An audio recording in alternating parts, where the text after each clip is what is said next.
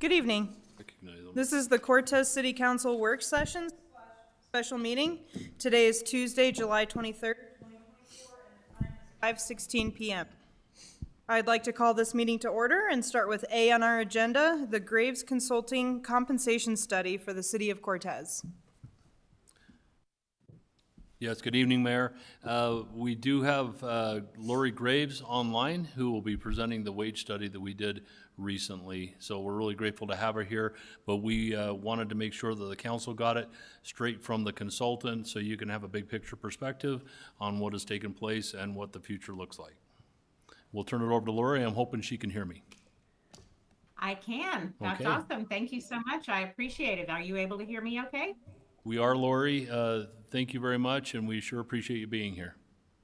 Oh, absolutely. We are happy to be here. And as you can probably see, Wendy Eklund is on the line as well. She was the primary consultant that worked through the bulk of this project.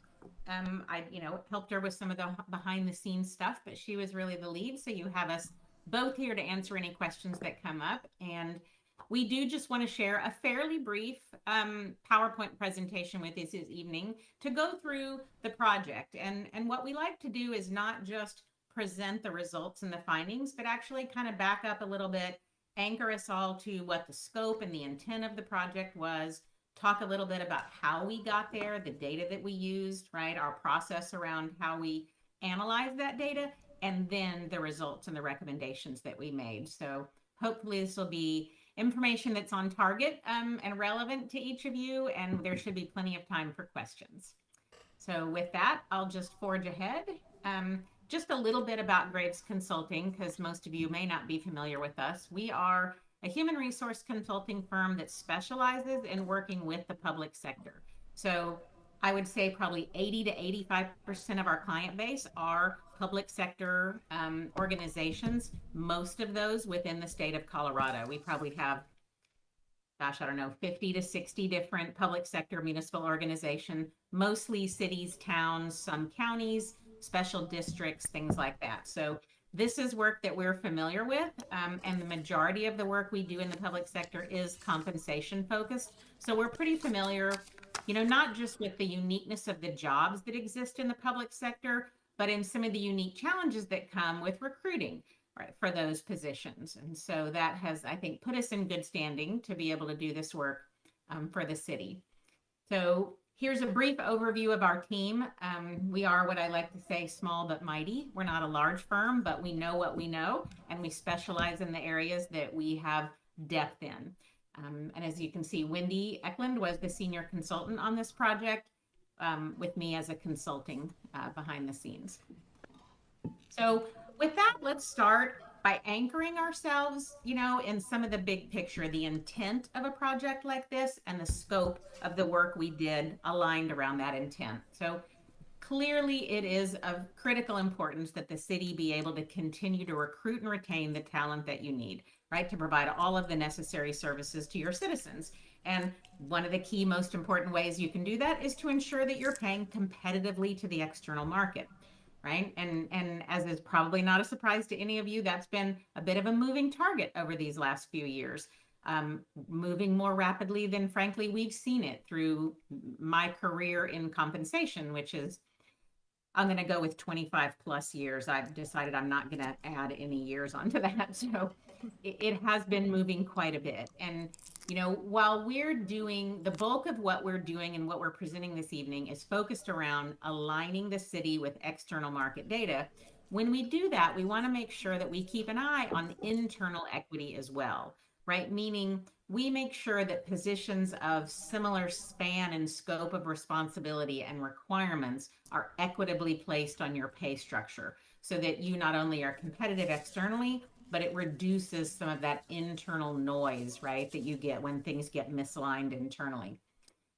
And another piece of this that's really important to us is ensuring that what we bring to you allows, as best we can, for career progression for your employees. Because one of the things that we know, and frankly, that we love about working with the public sector, is that most employees that work in the public sector, it's not just a job, it's truly a career. So we want to make sure that you've got progressive levels of jobs where they make sense, and that you have opportunities to build career paths for people so that you can continue to retain particularly your long service employees, right? As they gain skill set, we want them to be able to see a reasonable, sustainable amount of wage growth, right? So we look at it from that perspective as well. So our scope within that intent clearly is to make sure that we're gathering current, valid compensation data from survey sources that reflect the labor market that the city competes in, right? And that's really probably the most important part, is this idea of we're not simply trying to compare you to maybe a handful of other public sectors that you might compete with on a regular basis. We want a broad enough view of the market to ensure that we're really seeing the full labor market that you're competing in. So we pull that data, we use that data to create recommendations for your pay structures with all the pay grades and ranges for all of the positions, and for where each of those positions that you have at the city are placed on that structure. Right. In addition to that, we provide recommendations for implementation, how this can and should be implemented, and ongoing maintenance, so that when we're finished and we've turned all the work over to you, you not only have a pay structure that's current right now, but you have all the tools you need and the guidance you need to make sure you can keep it tied to market, right, as that market continues to move. So that's the bulk of it. We are also, as a part of this scope, we did a pay equity analysis. So this is where we get a little bit deeper into that internal equity piece that I was talking about. So this is done really specifically under the guidance of the Colorado Equal Pay for Equal Work Act, right? Went into effect several years ago. Every organization within the state of Colorado is required to comply.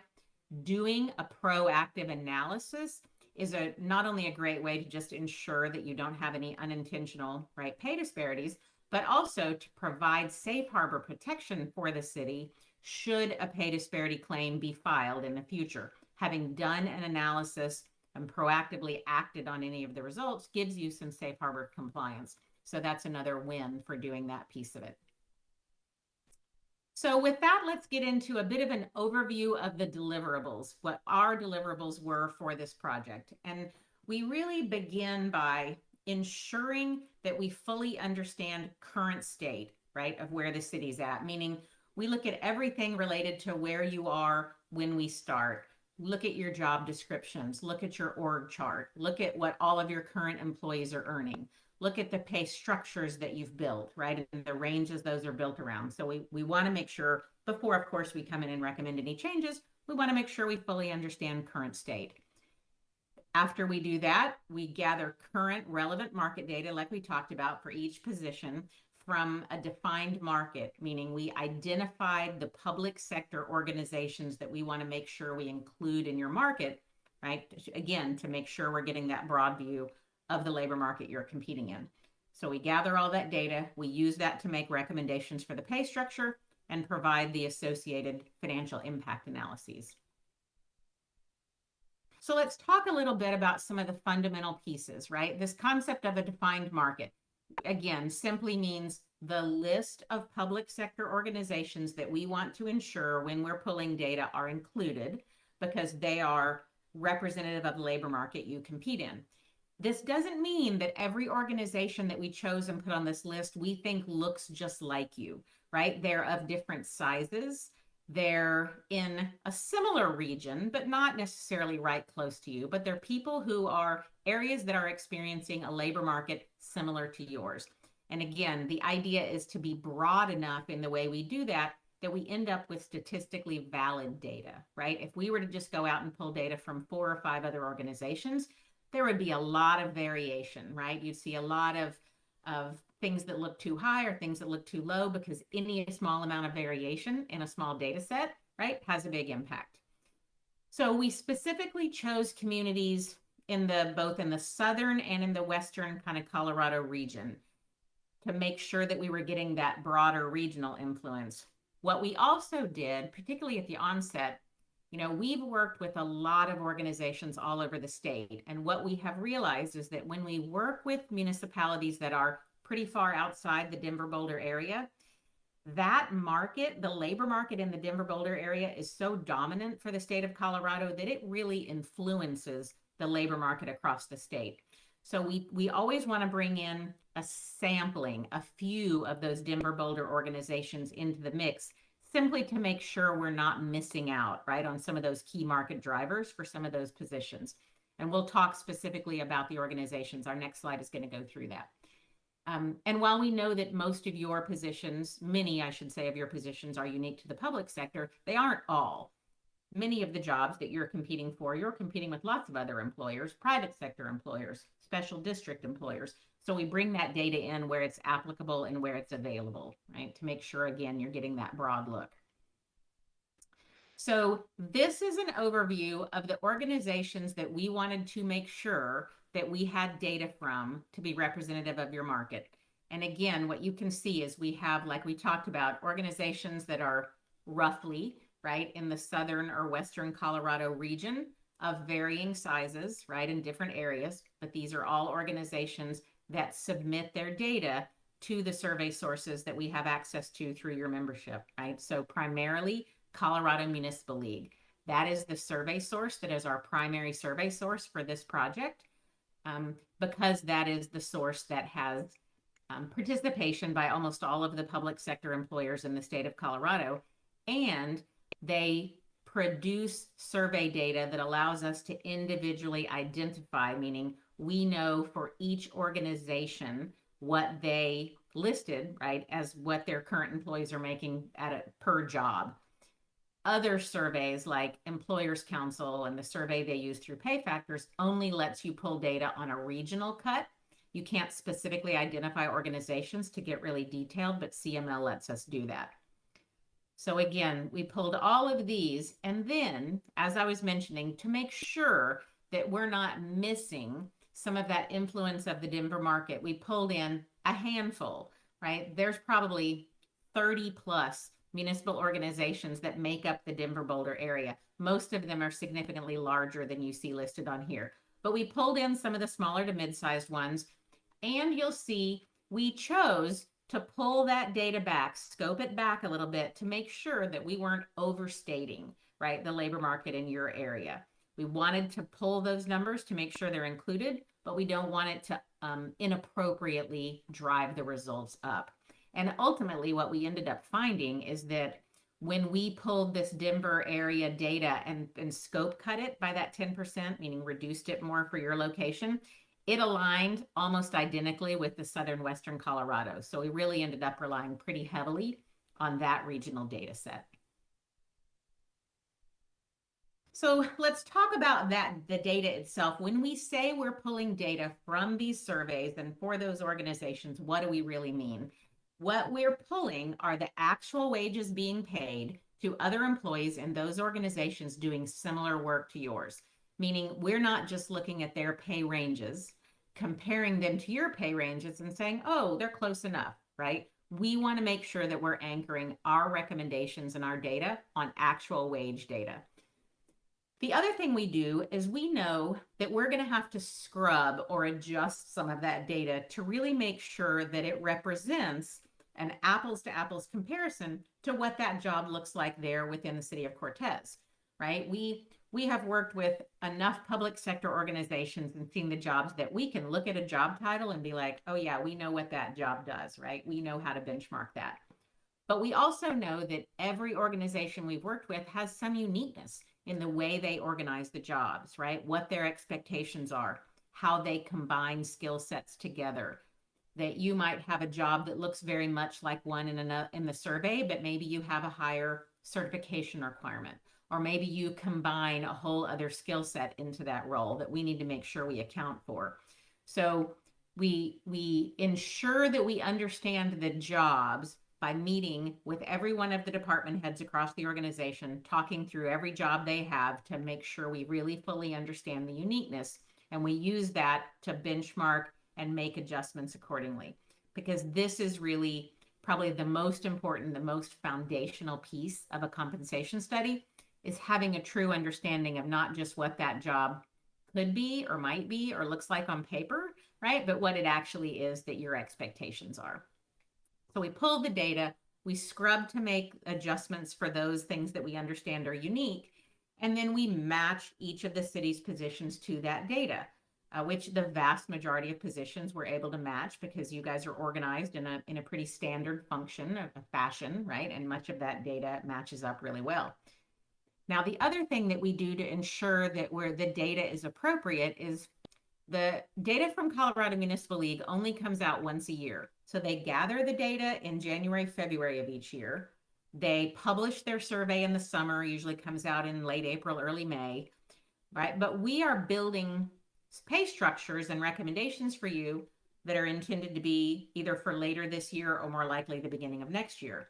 And we know that from the time those organizations reported that data to the time you're using it to implement pay structures, the market is going to continue to have moved, right? So we ensured that we age that data forward, which simply means increase it to reflect the movement that's occurred in the labor market since it was provided to them, right? So that we make sure that what you're basing your decisions on is truly current data at the time that you're implementing. So what we found that currently the city has two separate pay structures. One is what we would call general government jobs, meaning everything other than public safety, everything other than police. General government jobs. It is an open range style structure, which simply means every pay grade has a range minimum and a maximum, but employee pay might live anywhere within that range. So it's an open range structure. And then you also have a step plan for your sworn police positions, which is what we see. It is the most common approach, and it's what we always recommend. And a step plan, right? The difference, you still have a range minimum and a maximum, but you have predetermined steps that show exactly how officers will move through that range, right? So a little bit more flexibility in an open range plan, a little bit more structure in a step plan, but the way you have that organized is the way we would recommend. We tend to see general government jobs on an open range and sworn police on a step plan. So our recommendations are to continue to have those two separate pay structures. However, we have redesigned both of them. One of the things on the general government structure, a couple of the things that we know are really important is how wide each of the pay grades or the ranges are. Width, meaning the distance from the minimum rate to the maximum rate. That width matters, particularly as it comes to moving people through the ranges, right, as they move through their careers. And the other thing that really matters is how far apart each grade is from the one below it or the one above it. We want to see a consistent distance between every pay grade. It's something that makes a big difference for you administratively as you work with this pay structure over time. Because one of the things we also know is that not all jobs grow at the same pace in the marketplace, right? Certain jobs become a lot more hot, a lot harder to hire, and the rates go up faster. So when you do a comp study, every few years, certain jobs are going to have grown faster and need to be upgraded to the next highest pay grade. And you want to know that there's a consistent distance to get to that next grade, because then you can build your internal kind of pay practices around that, and you can ensure that you have consistency. So again, we're keeping the open range structure for all the non-police jobs. We're just redesigning it a bit and obviously realigning it to market values. The police step plan, same thing. We agree that the sworn police should be on a separate step plan. However, we generally only put sworn non-exempt level officers on a step plan. And as soon as you get into the leadership level positions, the exempt level jobs, they move back over and are back on that open range plan with the rest of the city's leadership. So that's what we've done. We've recommended a step plan and redesigned it, but we've pulled the chief and assistant chief off and moved them over to the larger open range general government plan, right? And we'll show both of those plans. So with that, I just wanted you to be able to see a high level overview of what this pay structure that we're recommending looks like. So this is not the detail that shows every job and which grade they line up into. I think that's more detail than what you guys necessarily need to, right, absorb. But I wanted you to see the structure that we're talking about, and specifically this information over here, these design statistics. This is where we talk about range width. And what you can see is that we built this structure with the ranges at the bottom, the more entry-level jobs, narrower, they have a smaller width. moving up to highest level executive senior leadership jobs that are a bit wider. And that is a common best practice when you're building pay structures. And I think the easiest way to explain it is if you think about a range with a midpoint, when you make a range wider, generally, if you're doing it mathematically, you both lower the minimum and you raise the maximum. That's how you make it wider. So if you have fairly entry-level jobs and you have them in very wide ranges, you're going to have minimums that are so low, they really don't have a lot of utility to you, right? You can't hire people at those lower rates. And you might also have maximums that are a little bit unrealistic for the type of work you're asking somebody to do. So we tend to see them a little narrower at the bottom to keep your higher end rates competitive, but keep your top end realistic. And then we go a little bit wider at the top, and you can see that's how this flows. And then this 10% just is the way of showing each of these grades is 10% higher than the grade below it. So that's that consistent distance that we talked about that will make this easier administratively for you as time goes on. So this is the view of what we're proposing for your, what we would call general government pay structure. And then this is what we were talking about as the proposed step plan for the sworn non-exempt police positions. So what we have just a cadet rate. I don't know if it is something that you frequently put people through academy, but if you do, we generally set a cadet rate, right? 10, 15% below the bottom step of officer. Then we have a total of 9 steps, an entry step all the way through step 8 for officer, for detective, for sergeant, and for lieutenant, right? So you still have a minimum and a maximum for each range, but each step is predetermined. And again, similar to the structure you have right now, I believe the one you have right now has 10 steps. So this is just slightly narrower, one less step. And frankly, we would probably recommend that over time, you continue to condense this just a little bit, because on average in the marketplace across the state of Colorado, officer step plans tend to have an average of 6 steps from minimum to maximum. Now, for us to come in and bring yours all the way from where you were at 10 down to 6 would be a huge jump and a huge financial impact. And we don't think that's appropriate. We think it's something you work your way towards over time. So we consider this to be aligned to market, but not a huge departure from where you're at. And so you can see only difference here, right, between this and the general government is the fact that the steps are predetermined. And, you know, similar to how you do it now, generally, it's a step per year, assuming that that employee has met all of the performance requirements that they need to. So it's usually a combination of both time and performance that would move you through the step plan. So that's what they look like. And so just as kind of a high level takeaway, one thing I want everyone to understand is these new pay structures provide each of the positions within the city with a higher range minimum and maximum than they currently have, right? So they are much more aligned to market.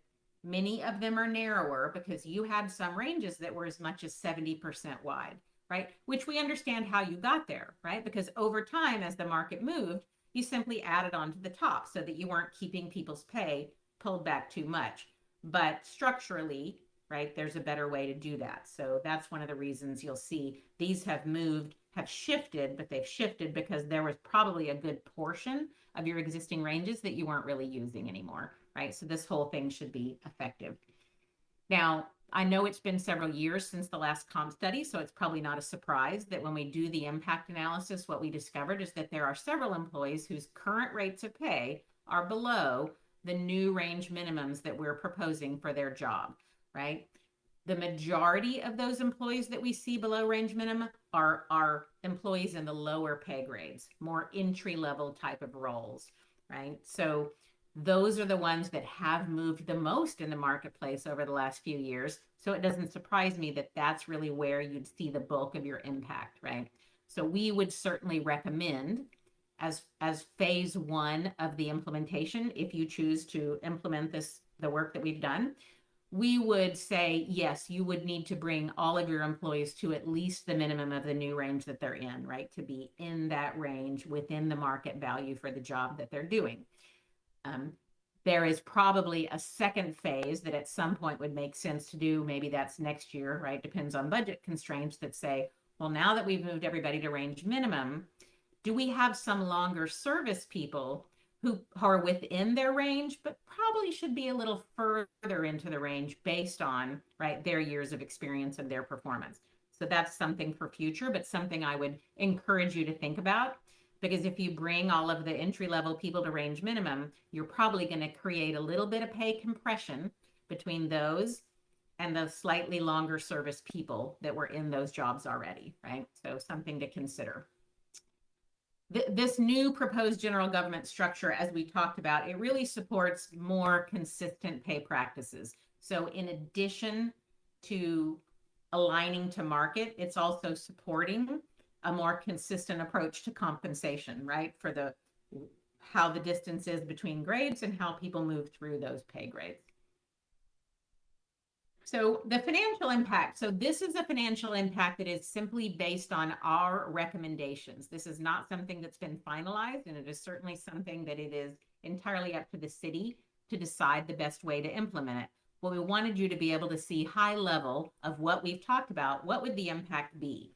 So on the general government plan, meaning all of your employees that are not on that police step plan, for that general government plan to bring all of the people to range minimum that we talked about, right, is going to, and including the full-time and the part-time seasonals, is about $360,000.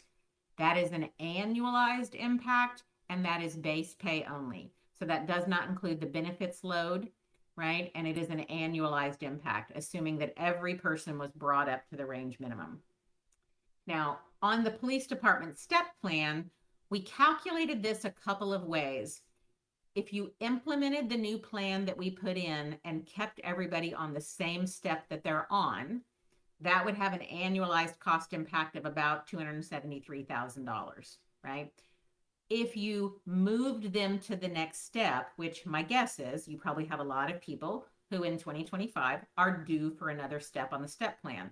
So if you factor in that cost, which in our view is a cost the city was already going to bear, right? You were going to move people to the next step, but we wanted you to see the cost of implementing the plan and moving everybody to the next step is about $353,000, right? So depending on how you look at the PD step plan, the impact is going to be somewhere between $630,000 and $717,000.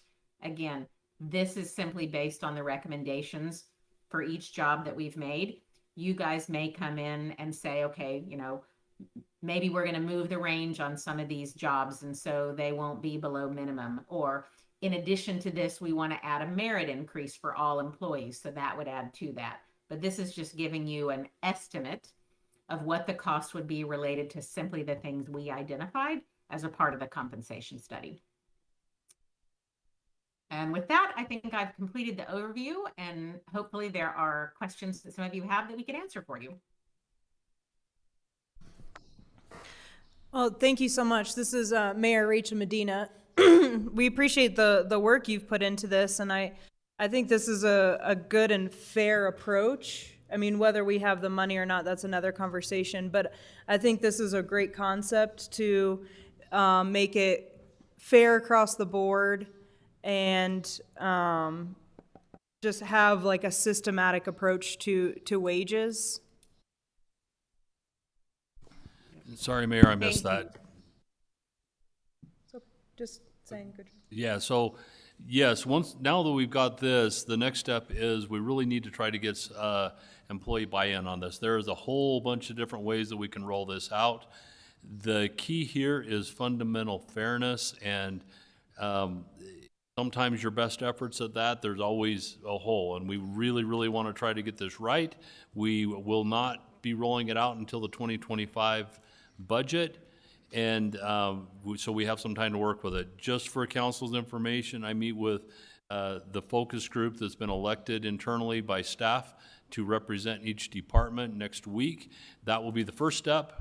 then they're going to take it back to their teammates, talk about it, and what works best for them in their department, bring it back, and we're trying to collaboratively come up with what we think is the fairest outcome. Therefore, we can come with some recommendations to council.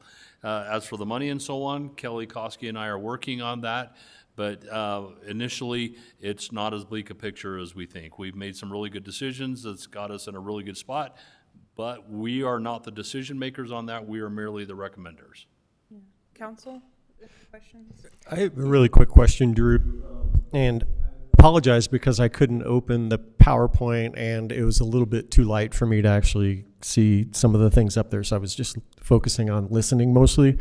But for the law enforcement step plan, that's just purely a vertical plan based on longevity, based on years. Is that correct? It is, but it's also compressed. So what you will likely see for other staffers, non-sworn staffers throughout the city, is more like a 15-year top out, and I'm just using that as a generality, and I don't want anybody to take that as that's exactly what's going to happen, because we got a lot of collaboration to do, but generally that's kind of what it is. Law enforcement, because of the market, is a little bit different right now, and if we had a fire department that was under the city, we would also be doing the same thing with them. We're compressing that so that we are more competitive. So are officers expected to take certain renewal kind of trainings or things like that over a period of time as There well? are things through post and department policy on trainings they have to do. So a couple things with that just preliminarily, and again, I'm talking wide generalities here. Mm-hmm. We got a couple of problems over there. Number one is that we have within the pay scales, you have patrol officer, and then above that, almost like a promotion, is the detectives, and there's some issues with how that works out, and then there's sergeant and above. And we are looking at getting rid of that detective line, whether we move to it or remove it.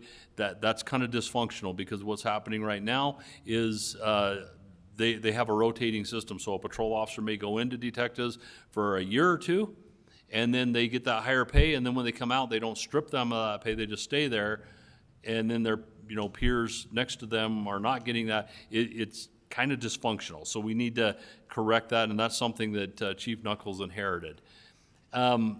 So then the next part is we've got to figure out, what's called a ladder system, a career ladder system, and some of that is you've got officers, some of them that want to move through the ranks and maybe become a sergeant, lieutenant, or above. Others are not overly excited about becoming leaders, and we still need to, but may be very, very skilled in what they do, and so we need to find a way to balance that out. I've got a lot of experience out in my background to how to do that, and I've offered some suggestions to the PD on how to roll that out, but it would be something along the lines of you start out as a basic police officer. You get more skills, education, and so on. You can, in time and rank, you can become a senior officer. Again, more skills, more education, time and rank. Then you can become a master police officer, which would rival kind of a lower basic sergeant. Same with the sergeant. It would only be in those two ranks right there, but there's a lot we can do. So the reason I asked the question is because in the field of education, oftentimes it's not just a vertical, based on longevity, but also horizontal movement based on, let's say, you have a bachelor's degree is the very basic, and then a bachelor's plus 15 and 30, and then you kind of get stuck, and then there's a master's. So I guess I'm kind of likening it to, kind of the structure that you said, but if there were some people who really did not want to be a sergeant or a lieutenant or something along those lines, then they might get or feel like they're kind of being stuck in at a certain level. So it's not that it's a disincentive, but I think it does need to be fair for police officers. And I think that's really the last thing that we want to do is have the city of Cortez be a training ground for police officers. Oh, get your training here and then go to Durango and get, 20,000 more. So that, that's my concern. I know that conversation is months away, but I just had a question about the structure, I guess, first and foremost. Yeah, thank you for that question, Counselor. That's actually, and I really, really appreciate that statement, because the reality is, and we're going to talk more, and I don't want to go down a rabbit hole here, and I don't want to hijack the mayor's the meeting here, but I can tell you that you're absolutely right. And we just had a sergeant that we lost to the Front Range. It wasn't necessarily because pay, but it didn't help that that person was able to go there and get quite a bit more.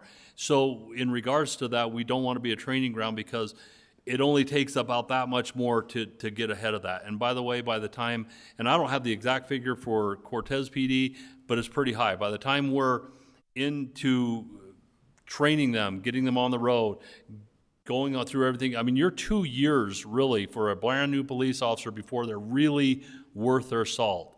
And they're really starting to produce and so on, and require less supervision, et cetera. But if we get that person 3 years into it, we lose them. We've now invested, I would, on just pulling off the top of my head, at least $75,000, probably closer to 100, maybe more. Now, if we lose that to Grand Junction or to other places, we just lost that $100,000. By the way, we get to reinvest that, and they get the benefit of that $100,000, and they don't need it. We need it. And so by protecting our investment, just by paying that much more, we are doing this community a big favor. When Graves did the analysis, did they take in our benefit package and look at it? I couldn't hear your first. Are they taking what? Did they look into the benefit package that we have, what we offer? No, nothing to do with benefits. This is just base wages. Okay.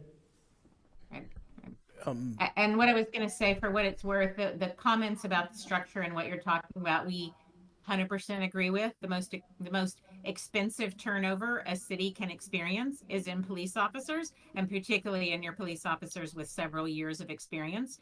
And if you have plans to do some of this restructuring to the way the ranks are and the way it works, we would be happy later, once you have built out what you want it to look like, happy to come back and create for you maybe a few additional options for what this step plan could look like to better match the structure that you're moving to, right? We'd be happy. And I say within the realm of what we've already been paid for, not for additional costs, but just because we want to make sure that what we leave you with is something that you're really able to implement in your current structure. So we'd be happy to help with that. Thank you. The one question I had, and it's, I think, mostly related to the PD side of things, how do you handle mid-career officers who you bring in? Where do they fall in the steps as opposed to someone who's kind of come up through the steps? Okay, and you're talking like an experienced officer that may come in, and I'll say, for instance, 3 years of experience. So I can't remember exactly what we've got going with the PD on there, but I believe it's year for year up to 6. So if you come in with 3 years of experience, you will start at step 3. That was my recollection of how we designed that. Thank you. And then I just had a few questions. Like, I'm way more familiar with step systems than the open range system. So how do people move up the scale in the open range, and is that annually or based on performance only? Yeah, this is, again, for a longer discussion, but thank you for the question, because it's excellent. You're right on track. The problem we've historically had is we have had ranges before, and they were reasonably competitive. What we did not have is from bottom to top, we had zero vehicle on how to move through there. I mean, we kind of had evaluations and paper, and we've had COLA raises the last 3 years, but we really don't have anything comprehensive that moves us through the range. And by the way, because of that, here we are again, and having to invest a whole bunch of money into fixing the problem that we have the opportunity to just stay ahead of. So the plan is, and I'm working with Human Resources right now, and we'll probably be working with Graves Consulting on this, is to come up with a pay scale that if you pass your evaluation at an acceptable level, you move to that next level that year. And by doing that, we'll stay on top of it. I mean, these are going to be out of date, within the next year or two, 3, whatever it is, but it's going to be out of date. But our change, if we'll stay on top of it, is that much versus what we're having to pay is that much. trying to keep it more minimal and stay on top of it and stay competitive. These pay scales, the other thing I really like about that is by hiring people, and we've hired some from outside the area recently that are good additions to our team, but pay is always an issue and it is expensive to live here. It would be really nice for somebody to come and either see for themselves or explain that to a significant other that, hey, if I come here, do my job, stay for 5 years, this is what I can expect to be making. And that is a selling point. That is something that people can shoot for and get behind generally if they're fair. And I feel like the pay scale or the ranges we got are fair. Now we've got to find a vehicle and implement a vehicle to get through that fairly. Yeah, I would really like to see that clear cut with rules, and so when people are applying for a job, that can be an incentive, and people know where they're going if they stay here for a long time. And kind of on those lines, if we were to raise the rates as suggested by this study, I would definitely like to see something and hear some suggestions from the contractors now of how you deal with employees that have years of service and are now going to be bumped up equal with others, because I don't think that's fair either. Yeah, and we do need to have that discussion, and that's going to have to be part of the employee discussion as well, because in my experience with these sort of things is that almost always there's somebody that gets stepped on. Almost always there's an injustice in there somewhere, and we got to have a mechanism to deal with that. It is never going to be 100% fair, but we have to start somewhere, and sometimes that's the message we have to put out is we're doing our best, we're implementing as best we can, but we have to start somewhere. But, bear with us. And if I may, a couple of things that you talked about, I think we have a little bit of perspective on, we'd be happy to share. This idea, and you guys hit it exactly, that the issue is not just getting the right pay ranges in place, but it is making sure that people are moving through them in an appropriate way. We will be including our recommendations for what that process should look like in our final written report. So that will be our recommendation for what that process should look like will be included. And in a nutshell, it is that we believe the pay structure itself should have a slight increase each year to reflect the movement in the labor market, and that employees on top of that should also get a merit increase, which that's the increase that actually moves you through the range, right? So merit doesn't mean that it has to be a different amount for everybody. It might be. You might have what we call a variable merit system where you tie somebody's increase to their performance rating, or it might be a common merit system that says, hey, merit this year is 3%, right? But both the structure itself and people's pay within the range should move each year, and we'll provide, right, some recommendations for what that could look like for you. And then the last thing would be, you're also hitting it. You guys are honing in on all the things that we would have said. This place in range and understanding it where it is right now and where it should be is another really important thing. And there is an analysis that you can undertake where and it's time consuming. It's time consuming and it's a bit public because your employees all know that you're doing it, but gathering and understanding everybody's years of experience in their role and applying a factor that says, hey, based on their years of experience and based on this pay range, where should they be? And how does that compare to where they are right now? And you see that gap. And it might be a very large number, and it might be something that it would take you a few years to fully implement, but at least you would have a target and you would know what that amount is and you could build it into your budget. And I think the other factor to that, and that is kind of what Lydia was talking about. I know that when I moved here from Salida 20 plus years ago, I had 10 years in education in Buena Vista, and I was given 3 years on the pay scale. So what I heard you say was up to 6 years. So 6 years, matching 6 years. And it doesn't feel good as the person that has 12 years and they get 6 years. And it also doesn't feel good for the person that's been here in the job for a period of time. And it makes it look like somebody came in and kind of leapfrog over them. So it is kind of a sensitive issue that I think needs to be addressed in more than just a year for year type of a system.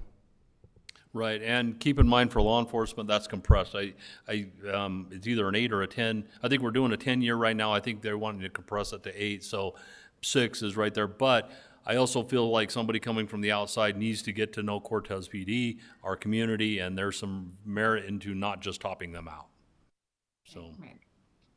And I think you're right. And I think that process might look one way for PD on the step plan and might be slightly different for all our other employees on the general government. Because when we talk about doing a place and range analysis, the first thing that starts with is working collaboratively with you guys to create guidelines that say, here's how we're going to value people's experience, both their experience prior to coming with the city and their experience at the city, and laying that out in a consistent process so that you know you're consistently applying it to everyone is a really important piece of it, right? And not all experience looks exactly the same. You could have somebody who's a manager who worked for you for 10 years but's only been a manager for 2. Well, what about the other years? How do you value that, right? So there is an art to creating those guidelines to build that consistency.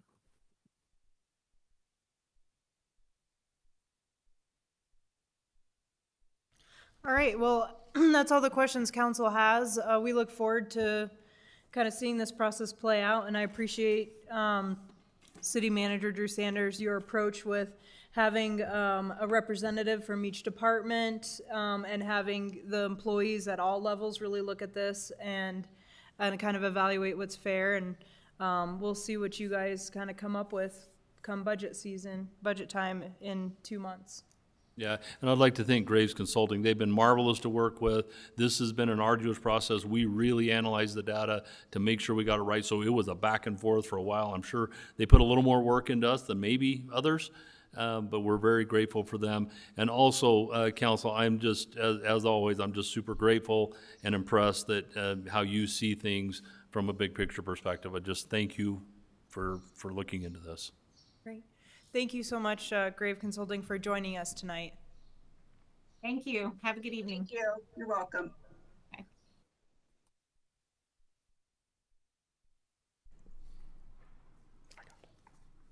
I'm good. Yeah, I got a motion. Okay.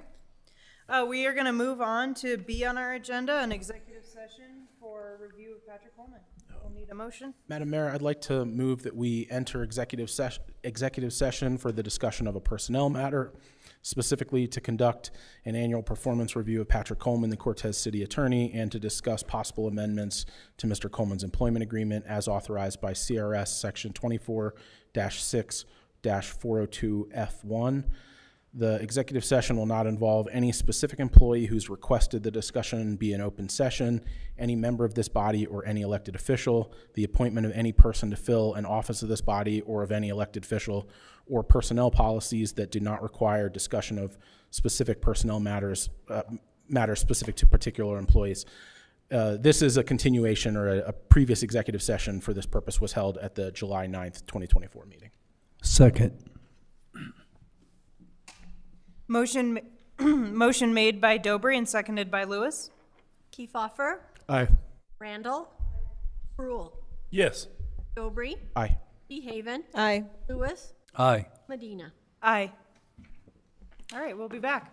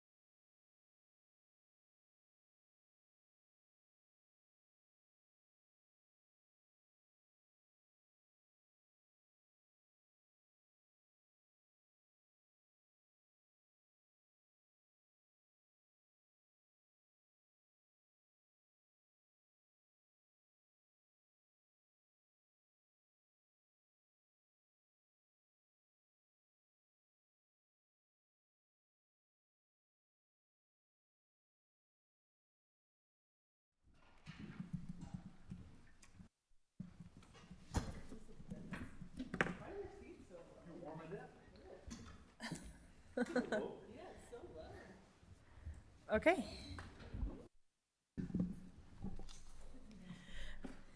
It is July 23rd, 2024, and the time is 6:47 PM. The executive session has concluded and council has reconvened into open session. Those persons participating in the executive session were myself, Mayor Rachel Medina, Mayor Pro Tem Lydia DeHaven, and council members Robert Dobry, Matthew Kiefhofer, April Randall, Dennis Sproul, and Bill Lewis. City Manager Drew Sanders and City Attorney Patrick Coleman were present for the start of the executive session, and Patrick Coleman rejoined the executive session at 6:26 PM. No adoption of any proposed policy, position, resolution, rule, regulation, or formal action occurred during the executive session. If any member of council or a member of the public believes that the subject matter of the executive session was not statutorily authorized, or that the discussions that occurred in executive session strayed from the announced subject matter, please speak up now.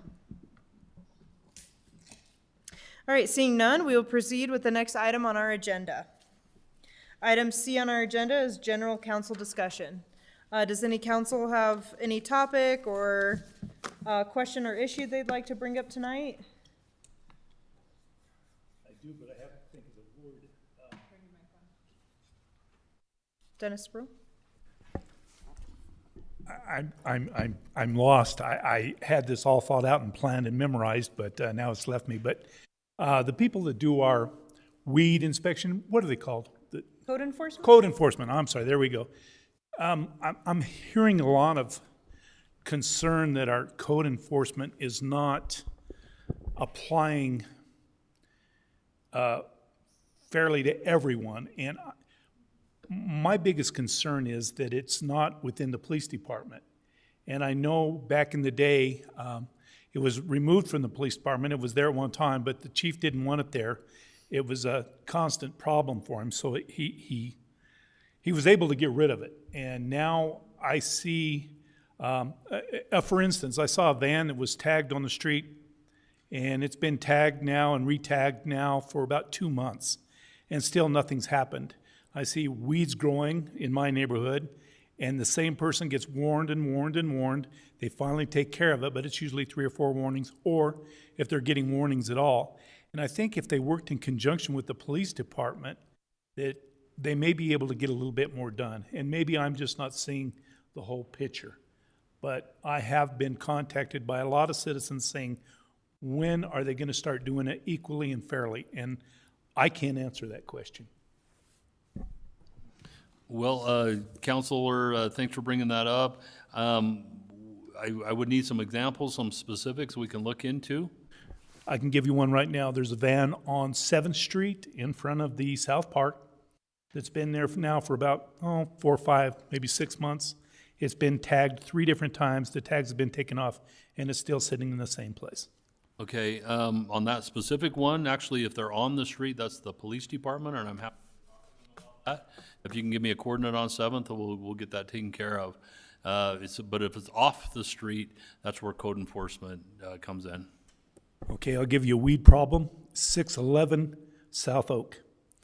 And those weeds have not been cut since last year. Okay, 11 South Oak? I believe it's 611. Oh, 611, okay. Okay. And But- can you explain why, is it functioning better outside of law enforcement, or is there a reason it was done that way? Well, that's how it was when I got here, but coming from the perspective of a police chief, I would not want that. I don't think it functions there, and I think honestly that there's some value to keeping that separate from law enforcement. It's not going to help you get more done on there because that's really a management and leadership issue, and we've got to work within our code. But we do need to work within our code. If we have it there and it's enforcement is not occurring, we need to address that. I can say that they've been shorthanded. They've very shorthanded this year due to some medical issues and so on. We do have them back now, but there's a lot of catching up to do. And I thought I'd heard that they were shorthanded, and that was just kind of one of my concerns. But Yeah. And I might add, the violations that occur on the street tend to be model traffic code violations or other criminal ordinances, and the police are obviously more appropriate enforcement. The weeds and the junk and that kind of stuff occurs off of the street are violations that are contained in the land use code or just the city code, but primarily the land use code or the building code, which is incorporated into building official, code enforcement officer are much more familiar with fire code and so on.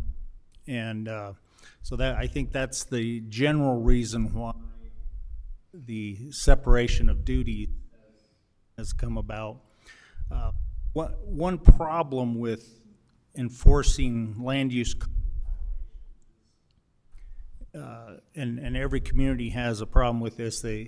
You give a warning, and we're looking at our code provisions to see if we want to shorten the client's timeframes, because you give them a warning and then maybe they have 30 days to correct it, and then when they don't do it, or they do a little bit, and then you have to give them a new warning for a different violation, and when you finally get them into court, you know, the judge, I think, is hesitant to put somebody in jail, a land use code violation.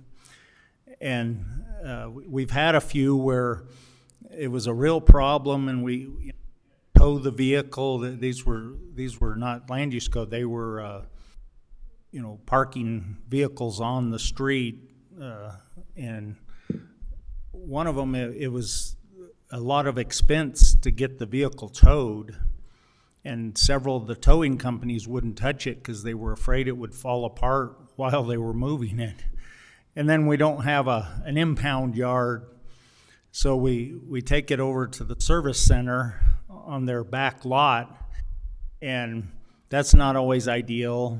And then getting the people into court, and oftentimes they're elderly, and so they'll come in maybe with a child from out of state that says, well, I'm here now and I'm going to help them clean up, and so the judge will give them another 30 days. Somebody says they're going to help them, and sometimes that doesn't happen. And I mean, these aren't excuses, because obviously the delay is problematic, especially for the neighbors that have to look at it every day. Yeah, go ahead, sorry. I was gonna say, Dennis, I really see this code enforcement issue as a staff issue rather than a department, which department it's in. It seems like in the last 2+ years that we've been on council, that position, there's been, some personal issues or just understaffed, and maybe it's something where there might be a need for more code enforcers, so there's more consistent enforcement, because I think this is an I hear from people, and I see with my own eyes the inconsistency in code enforcement, and it sometimes feels like you're like, oh, does it only happen if people complain about it, rather proactively happening, uphold our codes in the city. Yeah, I agree with Lydia, because my question was, are you saying that it would hold more weight coming from the police department versus the planning department? Or are you wanting it to be, instead of fines, more criminal matter? No, what I was thinking, we have more eyes. We have observing it. If you have a police officer and you have a code enforcement officer working side by side in the same building, or working together, you can say, hey, Bill, take a look at 611 South Oak, or hey, Tom, you need to take a look at this over here. And it's just more eyes, and you have the police department working with code enforcement.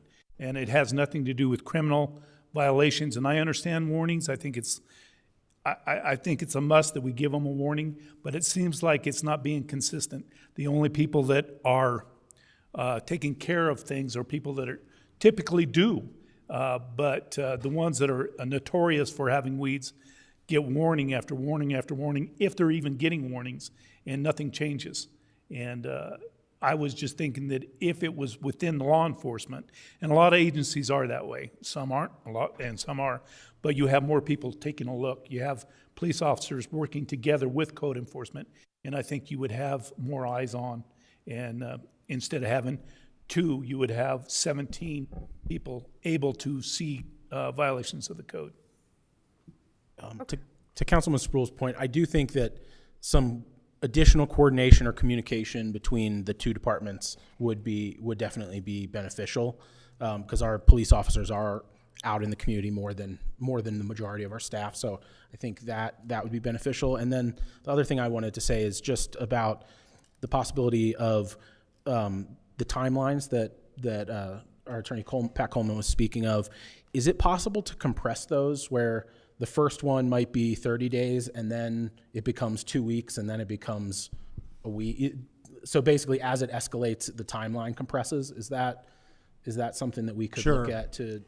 Because I mean, especially for the problem ones where you're getting multiple ones and multiple complaints, that first complaint, a person has some time to fix it, but after that 30 days elapses or 2 weeks or whatever the timeline is there, really, I think the city needs to be more proactive in addressing those persistent complaints and persistent issues. So a code that kind of compress the timeline as the longer someone is out of compliance, I guess could be a beneficial way. Yeah, we could certainly look at that, and obviously we can't dictate to the judge what the judge might order in terms of a compliance solution, but we can get them in front of the judge more quickly, shortening our time frames. And it's kind of the age-old question. Some communities tend to rely more on fines, but of course, oftentimes it's the indigent or nearly indigent that have the problem, and so they don't have any money to pay a fine. If they had money, they'd maybe even spend it on mowing the weeds or removing the junk. So but then, and I said, oftentimes they're elderly. Do you want to put a 85-year-old man in jail for too much junk in his backyard? So there are some, it's not as black and white as it would appear at first blush. But we definitely, I think, can look at that as part of our revision process. Yeah, I think for me, I'd still really to put more police department that could potentially be incredibly arduous. I'm more interested in seeing maybe what's the workload now, and is it like unobtainable to be with the staff and hours now, like to be proactive in the code enforcement. And I'd also like to see some like creative solutions, like for example, my cousin lives in Wichita, and for people that are elderly or disabled and they get in trouble with the code enforcement, they have like volunteer groups in their neighborhood that she'll spend like a Saturday, and they'll like, the city will help them get it like a dumpster, and just like a bunch of people will come help out. So I think there's some like alternative things that can really build like community spirit around that. While I do agree there are just some straight negligent property owners out there as well. Yeah, and I was thinking of it more along the lines of that our police officers are sort of the front lines of our community, and they're seeing things that are happening, and there isn't always a separation between code enforcement things and criminal things. And I think things that are criminal things that are an issue, code enforcement, I think, can also be a beneficial tool to help resolve that as well. So that's sort of what I was suggesting. Yeah, it would be interesting to see like what that communication is like, So yeah, I guess in summary, council wants increased communication between police officers and code enforcement. And then we're calling on the community for volunteers to help those who are out of compliance that may need help, and encourage the volunteers to connect with our planning or our economic development department. Okay. Yeah, we can look at all that. It's I can tell you that communication does occur, and I can tell you cooperation does occur regularly on problem homes. It's, you know, maybe not all that visible, but it does occur. I'm personally aware of several, so, you know, as for the community involvement, we can work on that. We're, you know, we can do our best, so. Okay. You good, Dennis? Okay. All right, any other topics or? All right, we will end the work session for today. We'll adjourn the work session, and we'll start our regular meeting at 7:30 p.m. Thank you.